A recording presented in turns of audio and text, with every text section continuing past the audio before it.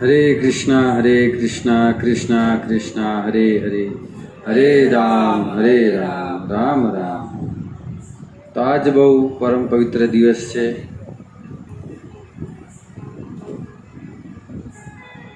આજ એક ભગવાનનો પ્રાગટ્ય થયેલું છે, ભગવાનનો જન્મ થયેલો છે. જો તમે જાણતા હો કોનો જન્મ થયેલો આજે ભગવાન વામનનો. વામન દ્વાદશી કહેવાય આજે, વિજયા દ્વાદશી. આજના દિવસે ભગવાન વામનનું પ્રાગટ્ય થયું.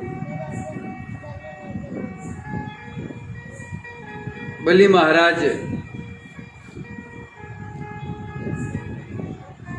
એમનો અહંકાર તોડવા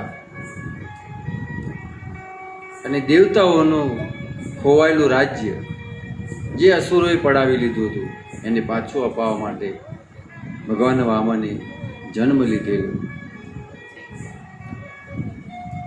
છઠ્ઠા મન્વંતરની આ કથા છે.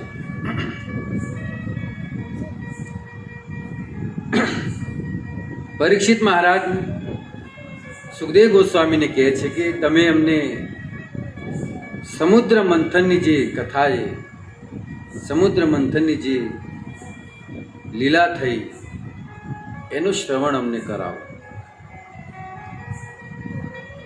સમુદ્ર મંથન શા માટે થયો, એની પાછળ શું કારણ હતું, એ સંપૂર્ણ ઘટના મને કહો. સુખદેવ ગોસ્વામીને પરીક્ષિત મહારાજે કહ્યું. સુખદેવ ગોસ્વામી કહે છે કે એકવાર બલિ મહારાજે ભૃગુવંશના ઋષિ મુનિઓને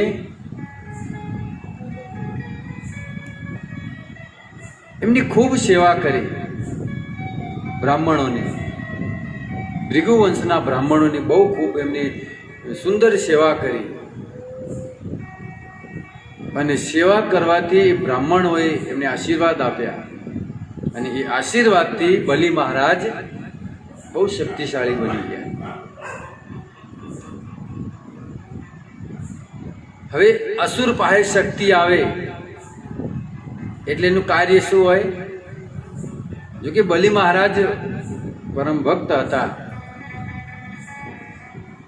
પ્રહલાદ મહારાજના પૌત્ર છે, તો એમને સ્વર્ગ ઉપર ચઢાઈ કરી બલિ મહારાજે અને સ્વર્ગને જીતી લીધું.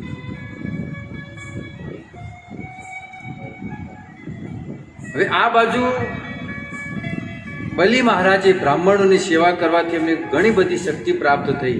અને બીજી બાજુ એવી ઘટના ઘટી કે ઇન્દ્રદેવ ઐરાવત ઉપર બેસીને આવતા હતા.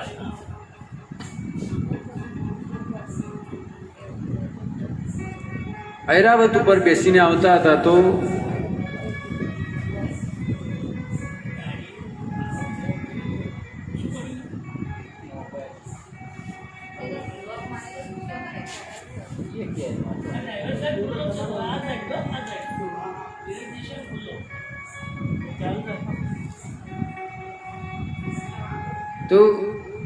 ઇન્દ્રદેવ ઐરાવત ઉપર બેસીને આવતા તો સામે એમને દુર્વાસા ઋષિ મળ્યા. અને દુર્વાસા ઋષિએ એમને ભગવાનની ફૂલોની હાર હતો, ફૂલમાળા, એ ઇન્દ્રદેવને પહેરાવે. તો ઇન્દ્રદેવે ફૂલમાળા કાઢીને ફેંકી દીધી અને હાથી ઉપર પગ મૂકી ગળામાં પહેરાવી. તો અપરાધ થયો. ભગવાનની ફૂલની માળાનો પણ અપરાધ થયો, ભગવાનનો અપરાધ થયો અને ઋષિ દુર્વાસાનો પણ અપરાધ થયો. તો ઋષિ દુર્વાસાએ ઇન્દ્રદેવને શ્રાપ આપી દીધો કે જલ્દીથી જલ્દી તું તારા પદ પરથી ભ્રષ્ટ થઈ જઈશ. હવે આ બાજુ શ્રાપ મળ્યો અને બીજી બાજુ બલિ મહારાજે સ્વર્ગ ઉપર ચડાઈ કરી. અને ઋષિ મુનિઓના શ્રાપ આપેલા ક્યારેય વ્યર્થ જતા નથી. એટલે ઇન્દ્રદેવને સ્વર્ગ ખાલી કરવું પડ્યું અને બલિ મહારાજ ત્યાં સ્વર્ગ ઉપર બેઠા. હવે સમસ્ત દેવતાઓ જેટલા પણ દેવતાઓ હતા એ બધા દેવતાઓ બ્રહ્માજી પાસે ગયા અને બ્રહ્માજી એ બધાને લઈ ક્ષીરસાગરના કિનારે ગયા. ત્યાં જઈને ભગવાનની પ્રાર્થના કરી. ભગવાન પ્રસન્ન થયા અને ભગવાને કહ્યું કે તમે સમુદ્ર મંથન માટે તૈયારી કરો. સમુદ્ર મંથન કરો અને એમાંથી અમૃત નીકળશે. એ અમૃતનું પાન તમે દરેક દેવતાઓ એ અમૃતનું પાન કરજો, જેથી ફરીથી તમારી અંદર શક્તિ આવશે અને તમે અમર થઈ જશો. અમરનો અર્થ છે લાંબુ આયુષ્ય. અમૃત પીવાથી લાંબુ આયુષ્ય થાય, પણ અમર થવાય મૃત્યુ તો આવે જ. એટલે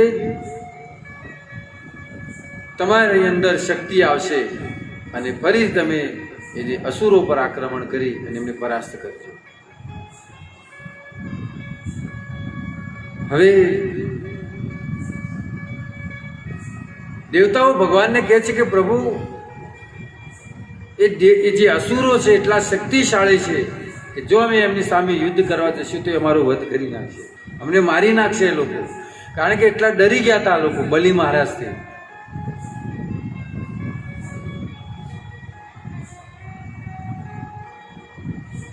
એટલે કે અમને મારી નાખશે, એટલે અમે બીજું કાંઈક ઉપાય કરો. એટલે ભગવાન એક ઉપાય બતાવે છે કે તમે અસુરો સાથે સંબંધ બાંધો, મિત્રતા કરો. અને કાંઈક આપણે એની પાછળ કાંઈક જોઈતું હોય તો થોડાક સમય માટે એને દોસ્તી કરવી પડે, દુશ્મનની પણ દોસ્તી કરવી પડે.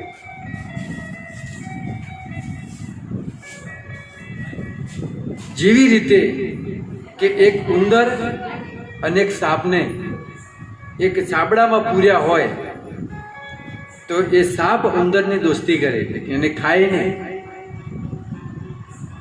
ઉંદર સાપને કહે કે તું હવે બહાર નીકળવાનો રસ્તો કર, કારણ કે ઉંદર દાંતથી ઉતરીને મસ્ત એક બખારું બનાવી દીધું. અને સાપે એમ કીધું કે પહેલાં મને જવા દે, જો હું નીકળી શકું છું કે નહીં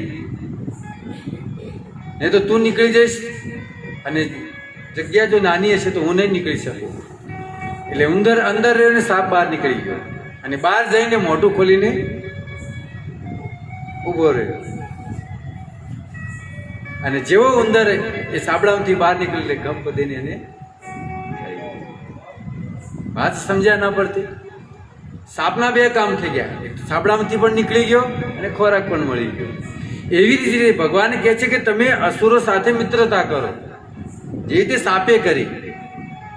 અને તમે એમની સાથે મિત્રતા કરીને સમુદ્ર મંથન કરો અને જેવું અમૃત નીકળશે એ અમૃત તમને મળી જશે, એનું તમે પાન કરી લેજો.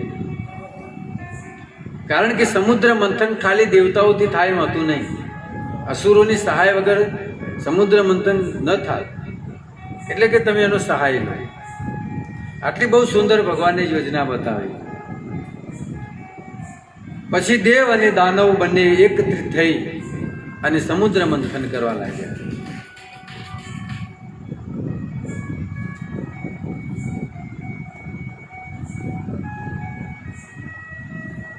ઘટના કથા તો બહુ લાંબી છે કે મંદરાચલ પર્વતને લાવ્યા, વાસુકી નાગને લાવ્યા.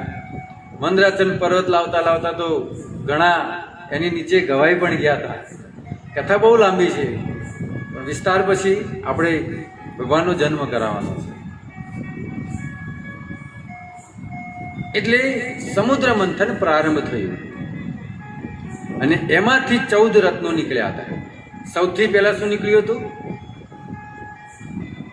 વિષ નીકળ્યું હતું ને, ઝેર, જે ભગવાન શિવે ને પોતાના કંઠમાં ધારણ કર્યું. અને છેલ્લે નીકળ્યું અમૃત.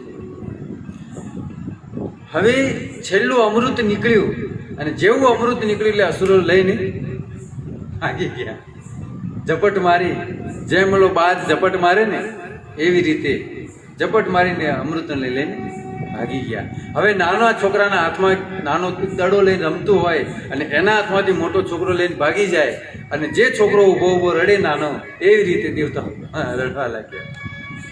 એ પ્રભુને યાદ કર્યા કે પ્રભુ લઈ ગયા તો અને લડી શકે તો એમ હતા નહીં.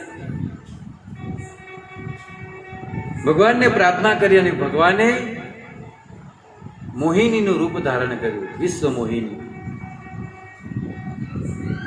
અને ભગવાને મોહિનીનું રૂપ ધારણ કરી અને અસુરોને પોતાની માયામાં ભ્રમિત કર્યા.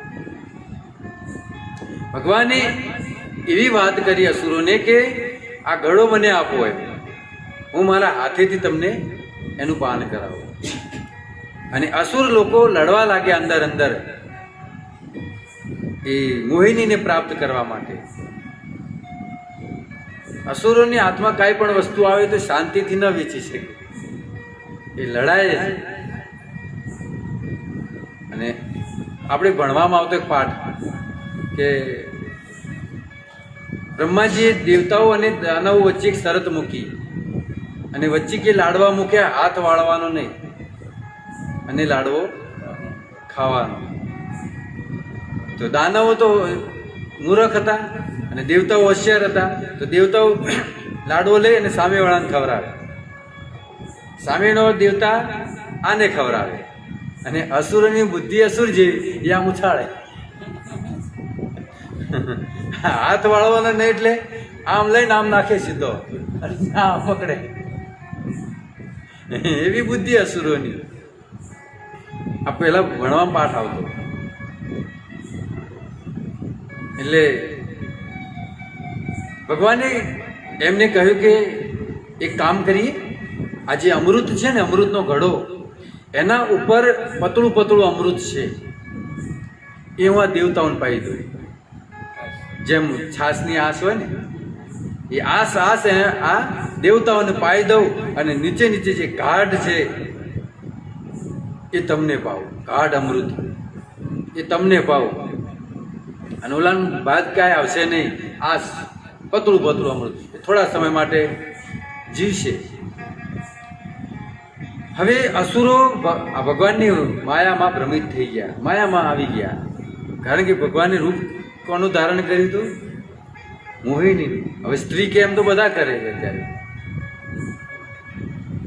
એટલે ભગવાને ષડયંત્ર કર્યું અને દેવતાઓને બધું અમૃત પાન કરાવવા લાગ્યા. એમાંથી એક રાહુને ખબર પડી ગઈ કે કાંઈક રમત રમાઈ રહી છે આમાં. અને એ ચંદ્ર અને સૂર્યની વચ્ચે આવીને બેસી, એને પાન કરી લીધું. અને ચંદ્ર અને સૂર્યજી કીધું કે પ્રભુ આ તો રાહુ છે, અસુર છે. ભગવાને તરત સુદર્શન નાખ્યું, છોડ્યું અને તરત એનું મસ્તક કપાઈ ગયું. પરંતુ અમૃત ત્યાં સુધી પહોંચી ગયું હતું. એટલે આયુષ્ય તો લાંબુ થવાનું. આજે પણ એ સૂર્ય અને ચંદ્રને એ ગ્રહણ કરે છે, પોતાના મુખમાં ગ્રહણ કરે છે. એટલે સૂર્ય ગ્રહણ અને ચંદ્ર ગ્રહણ. ગ્રહણનો અર્થ થાય છે રાહુ એમને ગ્રહણ કરે છે. અને પછી શરીર તો છે નહીં, આટલી મસ્તક જ છે. એટલે અહીંથી ગ્રહણ કરે ને અહીંથી નીકળી જાય શરીર. એટલે એટલી વાર સુધી અંધારું રહે. વાત સમજે? એટલે ભગવાને દેવતાઓને અમૃત પાઈ દીધું, અસુરોને પાયું નહીં. એટલે દેવતાઓને અમૃત પાન કરવાથી દેવતાઓ ફરીથી શક્તિશાળી થઈ ગયા અને બલિ મહારાજ ઉપર, અસુરો ઉપર ફરી આક્રમણ કર્યું. ભયંકર યુદ્ધ સંગ્રામ થયો અને એમાં એ યુદ્ધની અંદર બલિ મહારાજનો વધ થયો, બલિ મહારાજનું મૃત્યુ થયું. અસુરોને પરાજય થયો અને દેવતાઓને ફરીથી એમનું રાજ્ય મળ્યું. હવે આ વાત શુક્રાચાર્યને ખબર પડી કે બલિ મહારાજનો વધ થયો છે. હવે શુક્રાચાર્ય પાસે સંજીવની વિદ્યા છે, સંજીવની વિદ્યા જાણે છે કે મરેલાને પણ જીવિત કરી શકે. તો એ સંજીવની વિદ્યાથી બલિ મહારાજને ફરી જીવિત કર્યા.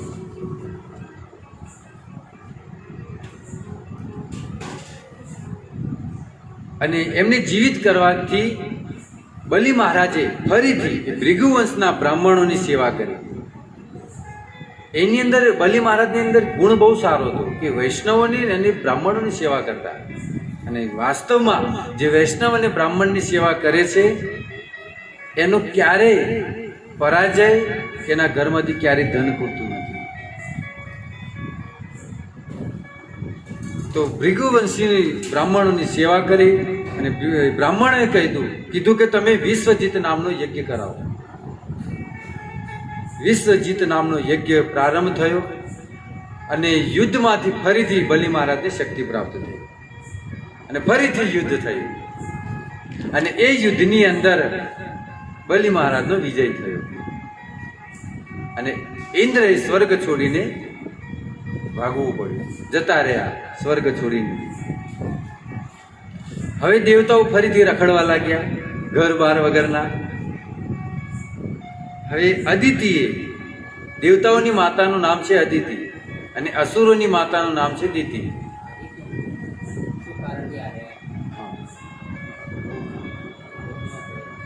હા, એ તો કે ભાઈ અસુરોનો વિજય થાય છે અને દેવતાઓનો પરાજય થાય છે. એનું કારણ એ છે કે જેવું ઇન્દ્રદેવને બલિ મહારાજ ઉપર વિજય મેળ્યો, બલિ મહારાજનો વધ થયો, તો એમને સ્વર્ગ મળ્યું, તો એ લોકોએ શું કર્યું?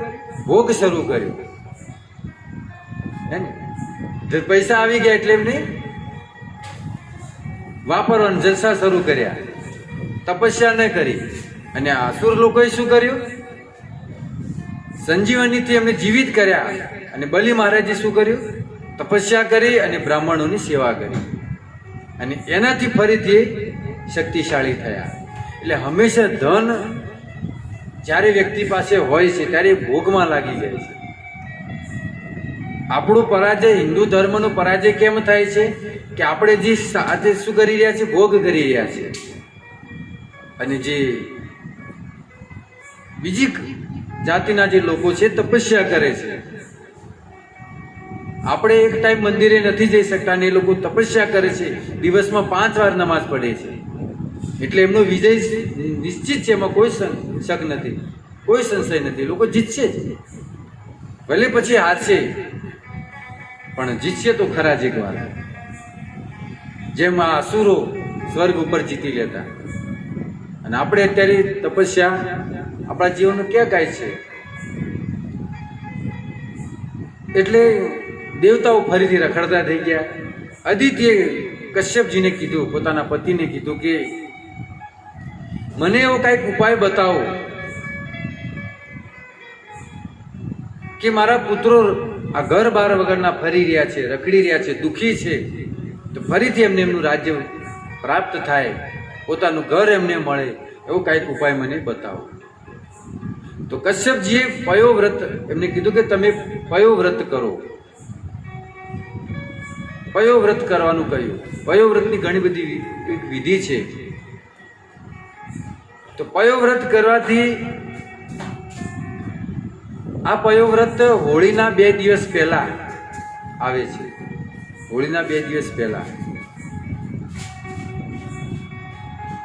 અને પયોવ્રત અદિતિએ કર્યું તો ભગવાન પ્રસન્ન થયા અને એમને કીધું કે હું પુત્રના રૂપે, તમારા પુત્રના રૂપે તમારે ઘરે હું અવતાર લઈશ. હા, 13 દિવસનું હોય છે. હોળીના 2 દિવસથી પ્રારંભ થાય છે. હા, 2 દિવસ પહેલા પતી જાય.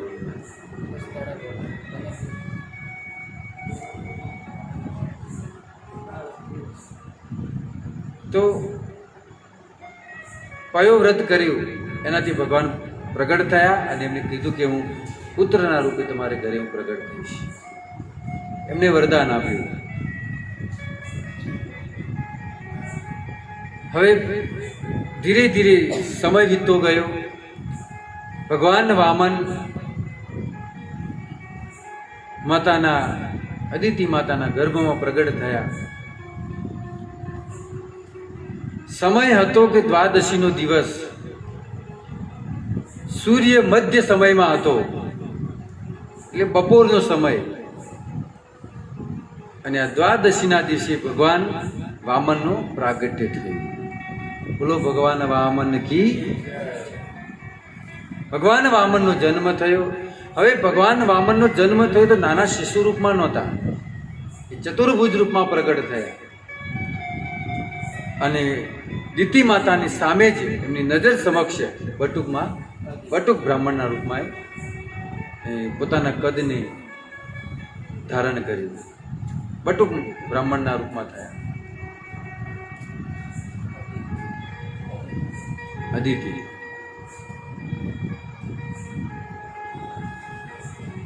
ભગવાનનો જન્મ અને કર્મ દિવ્ય હોય છે.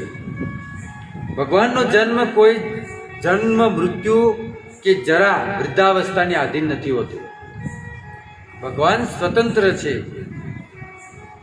એ કોઈ કર્મના બંધનથી એમનો જન્મ નથી થતો. અને ભગવાનના ભક્તો પણ જે શુદ્ધ ભક્ત છે એ પણ કર્મની બંધનથી જન્મ નથી લેતા. પ્રભુપાદજી જેવા જે શુદ્ધ ભક્તો છે એ પણ ભગવાન એમને સેવા આપે છે, એ પણ કર્મની આધીન નથી હોતા. ભગવાનનો જન્મ અને કર્મ દિવ્ય છે. આ વસ્તુ સમજવી જોઈએ. ઘણા લોકો કહે છે કે ભાઈ ભગવાનનો જન્મ થયો તો વળી એમનું મૃત્યુ હશે, પણ એ બધું કાંઈ હોતું નથી. ભગવાનનું પ્રાગટ્ય હોય છે, અવતાર હોય છે.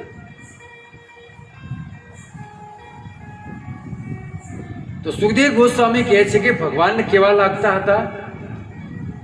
ભગવાન વામન જ્યારે એ બટુકના રૂપમાં થયા તો કેવા લાગતા હતા? શ્યામા વદાતો જશ રાજ કુંડલ. એમનો દેહ કેવો હતો? શ્યામ વર્ણ. એનો અર્થ એ થયો કે ભગવાન કૃષ્ણના વિષ્ણુના જ અંશ છે. ભગવાન વિષ્ણુ સાક્ષાત છે. કારણ કે વિષ્ણુ કેવા છે? શ્યામ વર્ણના છે. કૃષ્ણ કેવા છે? શ્યામ વર્ણના છે. તો ભગવાન વામનનો વર્ણ કેવો હતો? શ્યામ વર્ણ. અને એમનું શરીર કેવું હતું? મલિનતા વિહીન. મલિનતા વિહીન એટલે એમના અંદર કોઈ રોગ આવવો કે વિકાર કે એવું નહીં. સતચિત અને આનંદ એવું એમનું શરીર હતું. અને કાનમાં કુંડળ હતા, જે ભગવાનના કાનમાં કુંડળ હોય છે. આવા ભગવાનનું રૂપ હતું. શ્યામ વર્ણના હતા, મલિનતા વગરનું શરીર એમનું રૂપ હતું, અને કાનની અંદર બે કુંડળ હતા. અને એમનું પ્રાગટ્ય ક્યારે થયું હતું એ પણ શ્લોકમાં કહે છે ભાગવતના. દ્વાદશ્યામ સવિતા અતિષ્ઠત મધ્યમ દિન ગતો નૃપ વિદ્યા નામ સા પ્રોક્તા યશ્યામ જન્મ વિદુર હરે. દ્વાદશીના દિવસે મધ્યમ દિનો ગત નૃપ. હે રાજા, એ દિવસ સૂર્ય મધ્યમાં હતો અને વિજયા દ્વાદશી હતી. એ દિવસે ભગવાનનો જન્મ થયો. અને ભગવાન જન્મતાથી જ એમનો યજ્ઞોપવિત સંસ્કાર થયો. એટલે યજ્ઞોપવિત સંસ્કાર કેટલા વર્ષે થાય છે? કેટલા વર્ષે થાય? યજ્ઞોપવિત સંસ્કાર જનોઈ આપે છે 12 વર્ષે.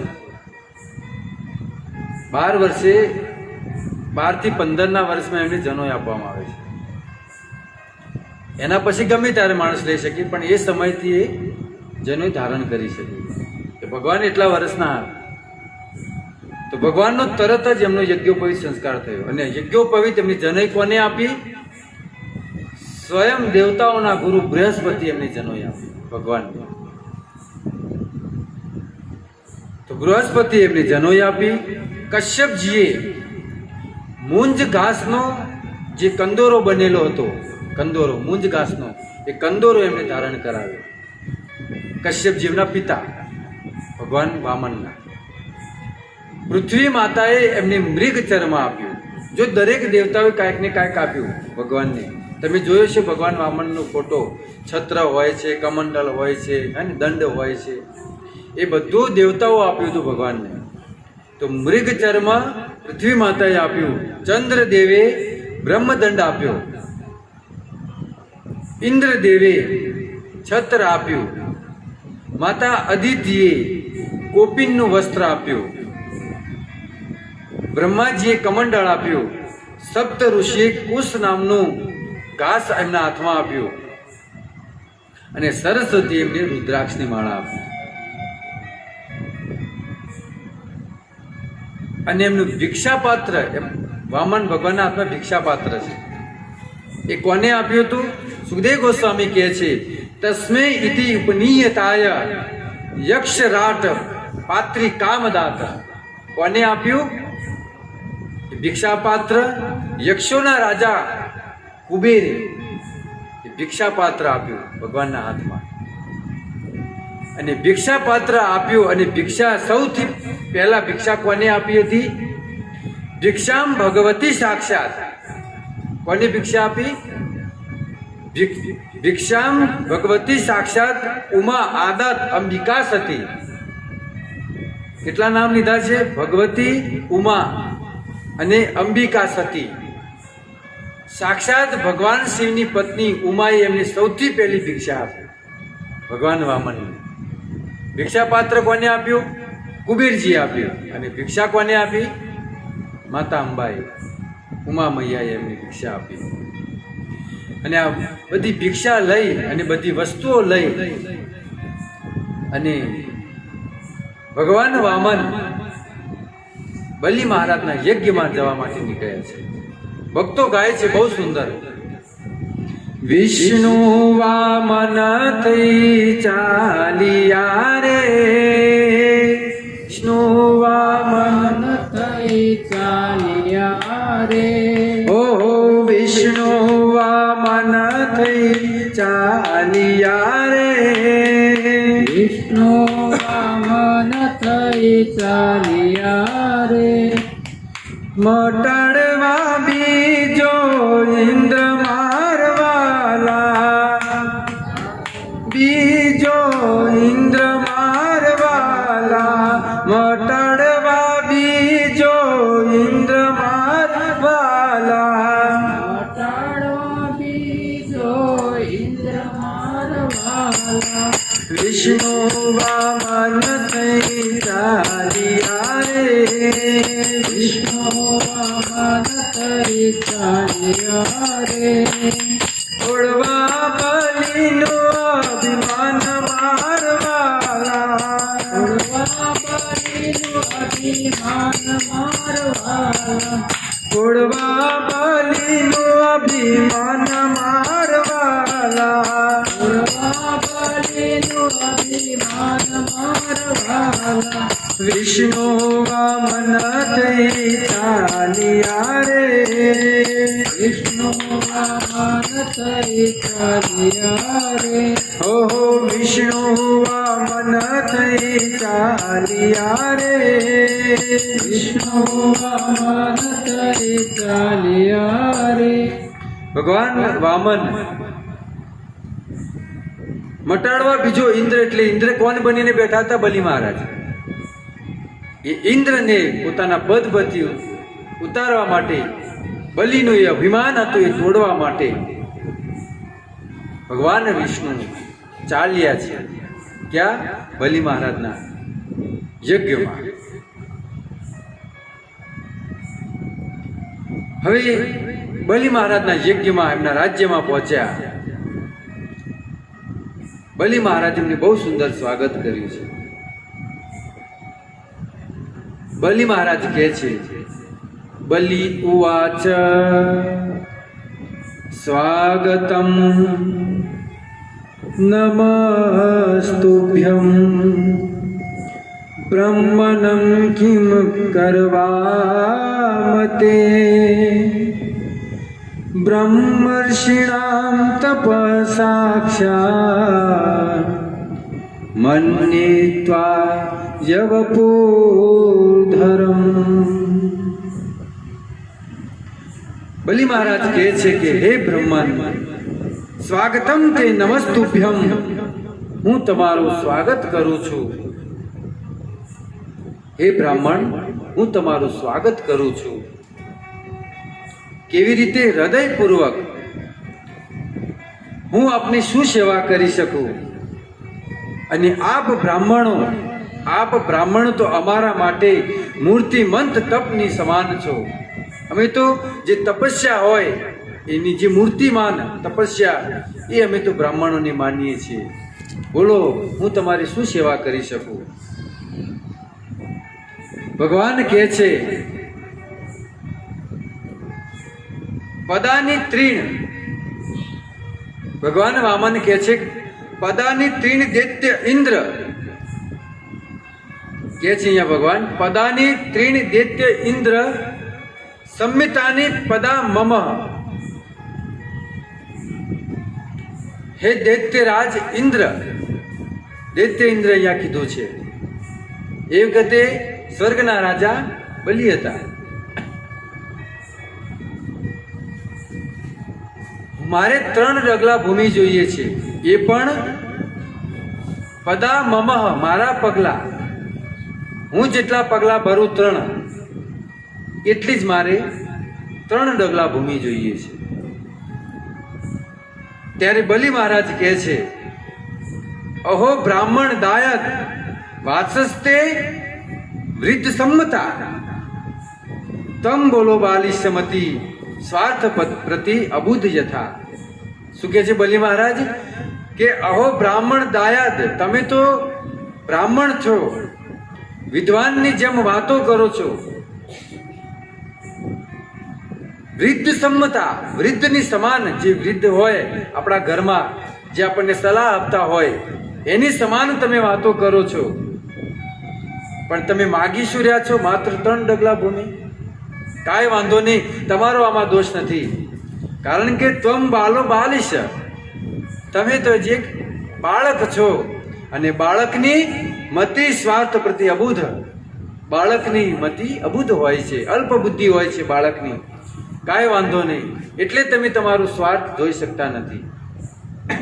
કોઈ માણસને, કોઈ ભિખારી ગયો હોય કોઈ કરોડપતિના ઘરે, અને કરોડપતિ માણસ એમ કે ભિખારી, બોલ તારે શું જોઈએ છે, તું માગે હું આપું. પછી ભિખારી એમ કે મને 500 રૂપિયા કે 1000 રૂપિયા આપો. તો એ એક બાળકની જેમ અલ્પ બુદ્ધિ કહેવાય ને ભિખારીની. બાકી કરોડ રૂપિયા પણ માગી શકે છે કે ભાઈ કરોડ રૂપિયા આપી દો મને, પણ ત્યાં શું માગે? 200 રૂપિયા કે 300 કે 500 કે 1000 માગે. એટલે બલિ મહારાજ કહે છે કે તમે બાળક છો, એટલે તમે તમારું સ્વાર્થ જોઈ નથી શકતા. પણ કાંઈ વાંધો નહીં, બીજું કાંઈક વધારે માગો. કારણ કે 3 ડગલામાં તો બાથરૂમ પણ નહીં થાય. તમે ઘર ક્યાં બનાવશો? એને 3 ડગલામાં શું થાય? ત્યારે ભગવાન કહે છે, અને બલિ મહારાજે એમ કીધું કે તમે માગવા કોની જગ્યાએ આવ્યા છો? કોના ઘરે?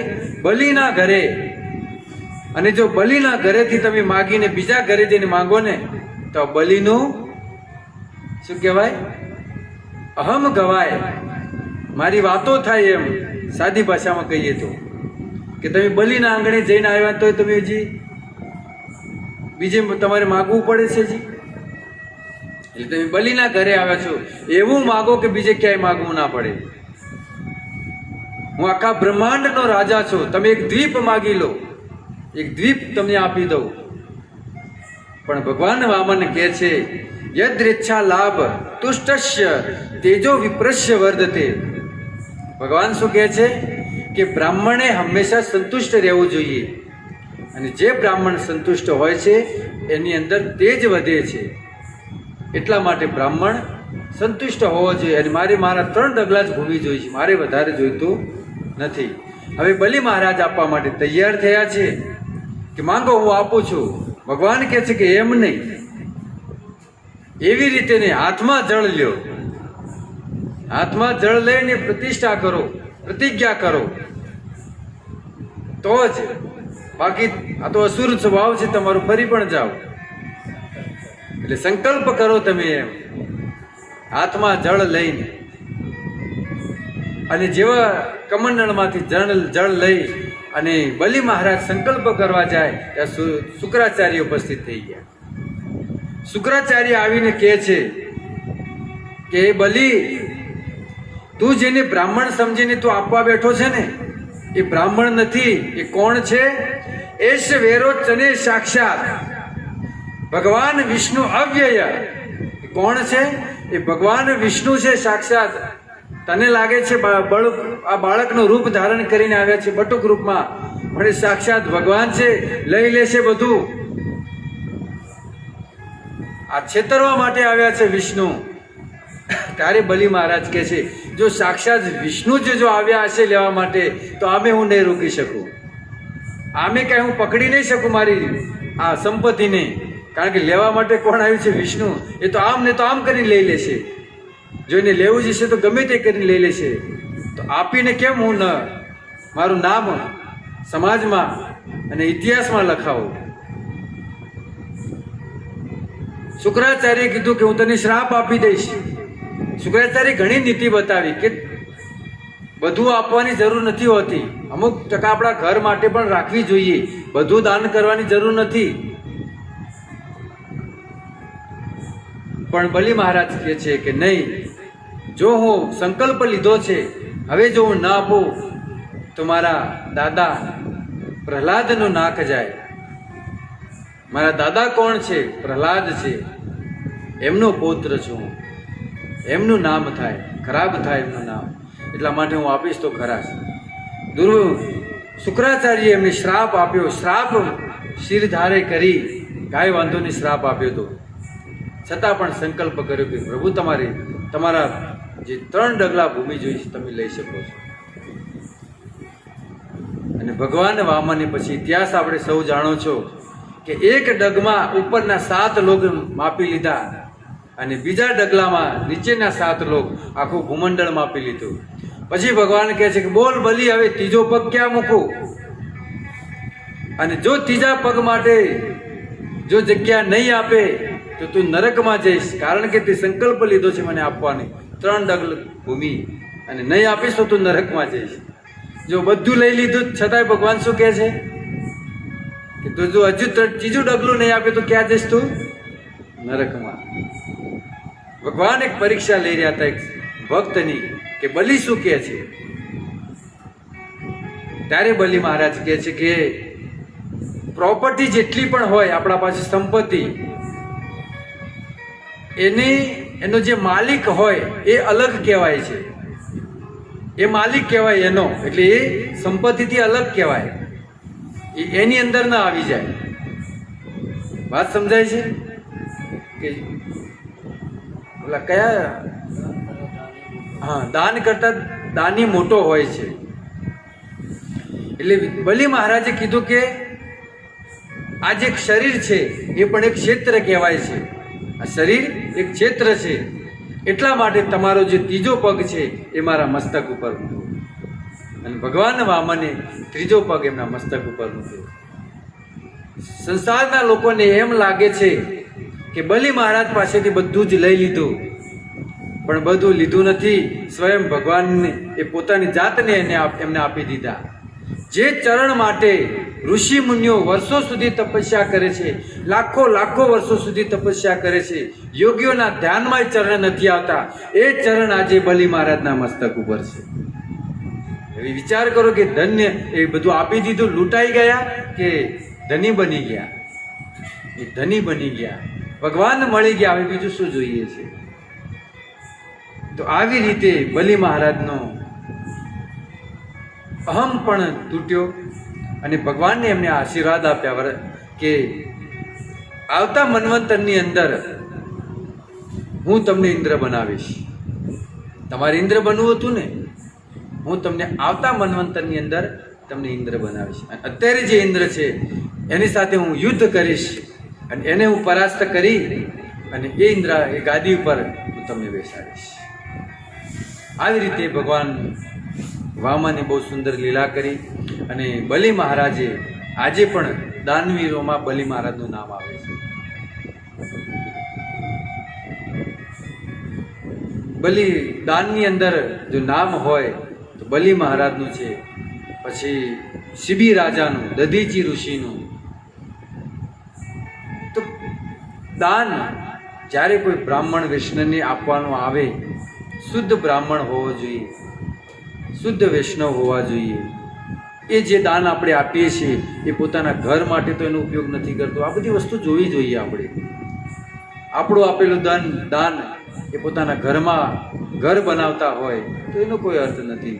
એ ધન મંદિર માટે હોવું જોઈએ, ભક્તોની સેવા માટે હોવું જોઈએ, ભગવાનની સેવા માટે હોવું જોઈએ. તો આવી રીતે બલિ મહારાજે ભગવાનને પ્રસન્ન કર્યા.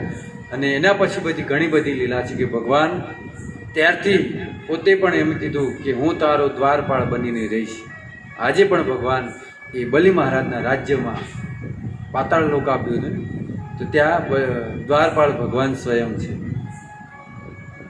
તો આવી રીતે બહુ સુંદર ભગવાન વામનની લીલા કરી. તો અહીંયા હું હવે વાણીને વિરામ આપું છું.